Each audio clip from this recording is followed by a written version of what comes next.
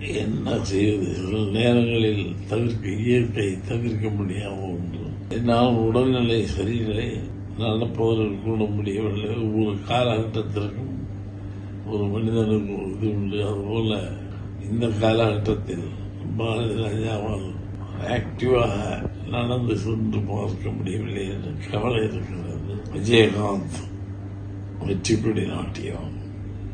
விஜயகாந்த் நடிப்பால் உயர்ந்தவன். விஜயகாந்த் மனித தன்மையாக உயர்ந்தவன். அவருடைய ஆத்மா சாந்தி அடைய, அவர் குடும்பம் ஆத்மா சாந்தி அடைய நான் என்னுடைய வருத்தங்களை எல்லாம் தெரிவித்துக் கொள்கிறேன்.